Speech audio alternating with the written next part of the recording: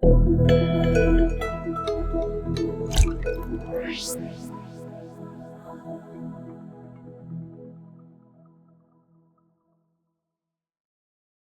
for me, being a hairstylist as well as a trichologist, it's like the best of both worlds. You have, in a sense, just like having a nurse and a doctor.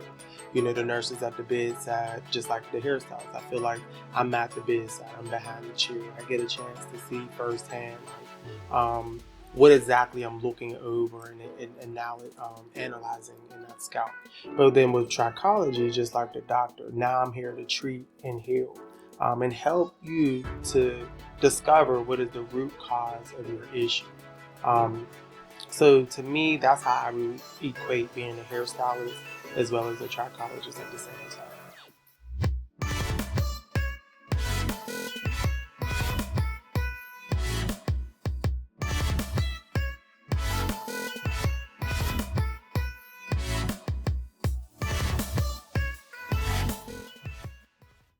All right, let's go to this question. I'll be interested in seeing how you answer this one. Is there any form of safe heat application? Well, And what is safe heat application? Is this question just referring to flat ironing, curling with curling irons? It's been so long since I've had that kind of stuff done.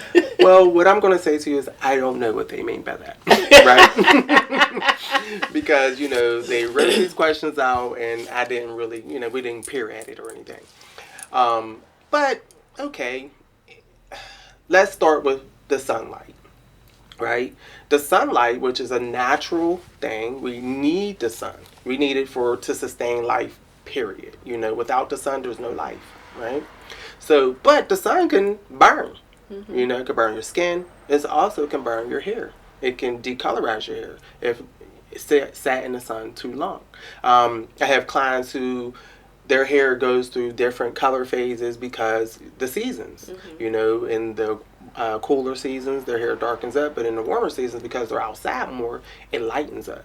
Because they're in the sun. So it's like decolorizing or bleaching their hair. In that, right?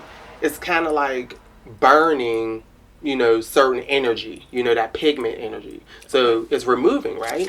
But so you can look at that as kind of damage, maybe, like UV ray damage. Then let's say flat irons, most people are using flat irons today. They're using them at very high temperatures because that really, really straight hair.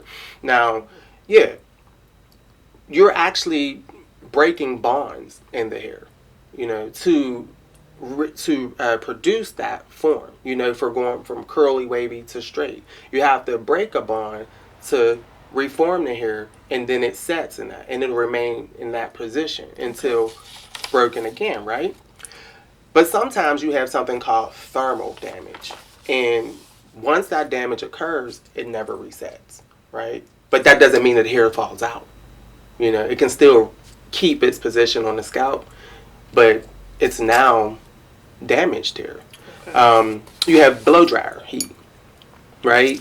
There was a study I read about which is better, air drying or blow drying, right? So which one do you think is better? I want to say air drying. Right. And everyone feels like it's air drying. I felt like air drying was best too. But through the study, they discovered that actually it was more damaging. Because when the hair is wet, it's soft, it's flexible, right? And, but when it's dry, it's strong. And it has its, strength back, right? So the best way I came up with, explaining this to myself, right, was think about insects, right? And with insects, they have exoskeletons, mm-hmm. right? So their insides are soft, but that exoskeleton is a protectant. So it's the same thing with like your hair shaft. You have your cuticle there, right? It's pure protein. It's like the same keratin protein as your fingernails or like horns or claws on animals, right? Okay. So it's a hard, strong protein. But when the hair is wet, that protein now softens and then the hair becomes flexible, right, and pliable, right, and it moves and it bends, right. So in that state, it's the most fragile. But when Okay. you dry the hair and you put it back to its hard state, it's strong again.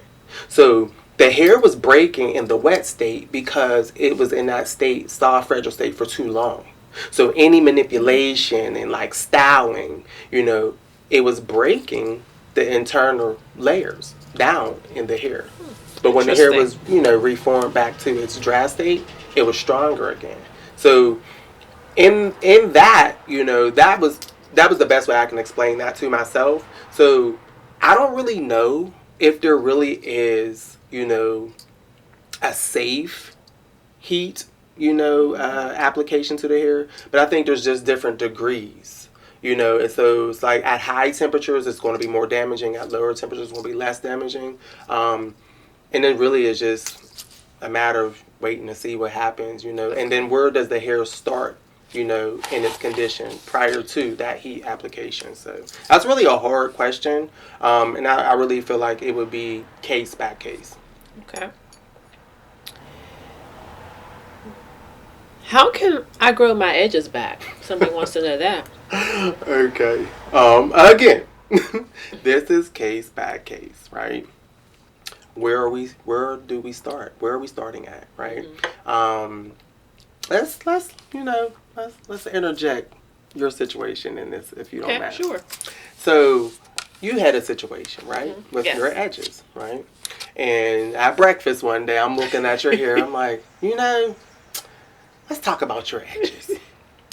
And one of the things that I identified with your edges, and I realized, is because of the barber cut that you were receiving. I told you that I think the barber's cutting your hair back too far. And at some point, with the haircut and the color application, there's going to eventually be a burnout here. Okay. And that hair is going to stop returning in that area.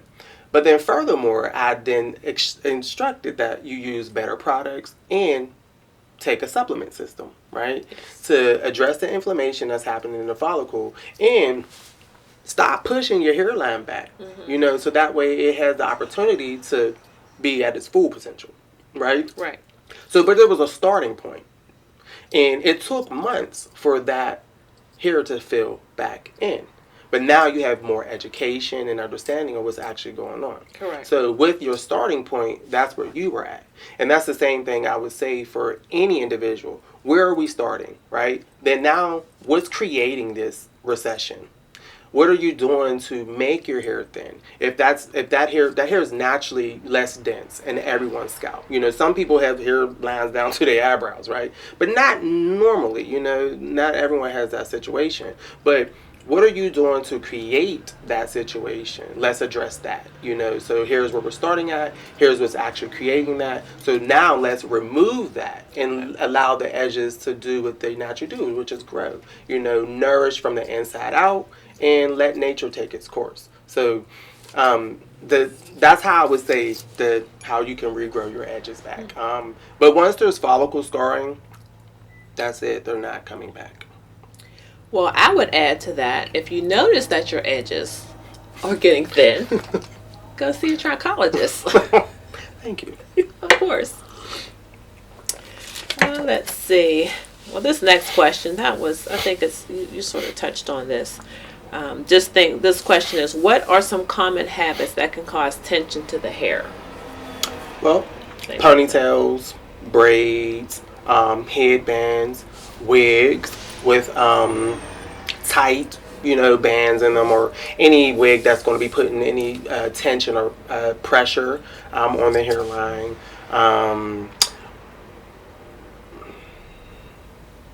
I think those are like the main culprits. Anything that's like pulling and tugging, like a ponytail or tight braids, tight hairstyles, again, wigs. Those are the things that I think put stress and tension, pressure on the hair. And can some of those tensions cause alopecia? Exactly. It's the traction alopecia, which is not permanent in the beginning, but it can become permanent over time. That's interesting. Here's another question. I want to ask this question because I don't know what it means. I don't even know what prompted someone to ask it, but they must know a little bit more than I do. What is porosity? Okay, so porosity mainly refers to the ability to receive or reject moisture in the hair shaft. So you have high porosity and you have low porosity, right? Oh, we did talk about that before. Yeah, we did. We talked a lot about these things before, during our breakfast chat. But tell the people so they know. So, again, porosity really just refers to the ability to receive or reject moisture. And that can be anything. That could be this table. It could be a porous surface, or a non-porous surface. So how well or, will it receive or reject moisture? Usually when you see porosity referred to in hair products, they're really telling you how well, who this product is for. If you have someone who has low porosity, it may not take much. Most people with natural hair, unprocessed, chemically processed, and heat processed, usually tend to have a lower porosity. But there are some individuals within that same situation who will have a high porosity. So meaning that if your porosity level is low, it's liquids can really define your curl pattern, and it may not take long, or it may take long for your hair for that moisture to evaporate, right? But if you have high porosity, meaning that your hair receives quickly, but it also evaporates quickly. So you may need more layers of products. For, like yesterday we touched upon LCO or LOC, right? So you may need every single layer with that liquid, that oil, and that cream, or that liquid cream oil. You may need all of those things to maintain the moisture retention in that hair shaft. Does the average person even understand that? No. And I think it's from like, the standpoint of having those issues with their hair and right, not knowing how to treat their hair. Right.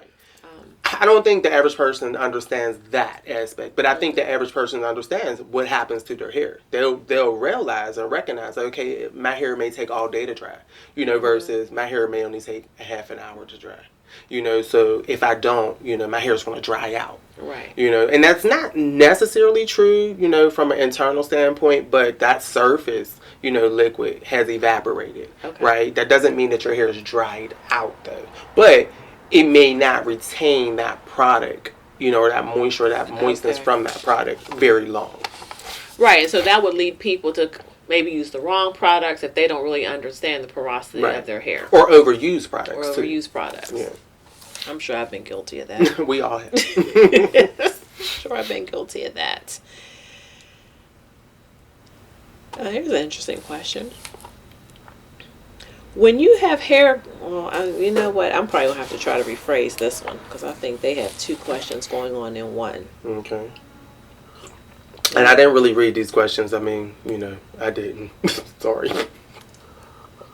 No comment. I'm going to switch. Are protein treatments good for your hair? Okay, so... And can you overdo it? Okay. And I guess if you do an at-home protein treatment. Okay. So, we touched on this a little bit yesterday. Well, there was a question about treatment and how to treat the hair.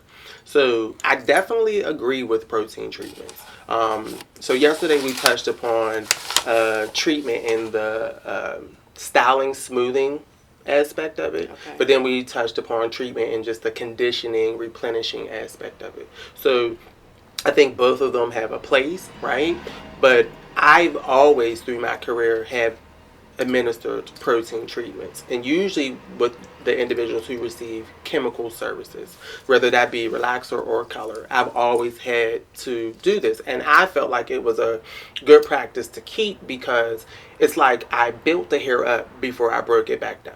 So like if we're starting at 100, right, and we're putting this relaxer on, and this relaxer bumps you down to, let's say, 60%, right? So we may now need to utilize this protein treatment to rebuild those steps or those blocks or those areas of which we broke down to get you back closer to 100 before we actually go back through a heating process or another chemical application process. So I found that it allowed me to keep balance, in a level of integrity within the hair. So yes, I agree with protein treatments. I definitely believe they're necessary and they have a place. That's why we have them in the market, right? Okay. But their job is to go to those negative sites in the hair and repair or replenish or restore. So I think they're good, right?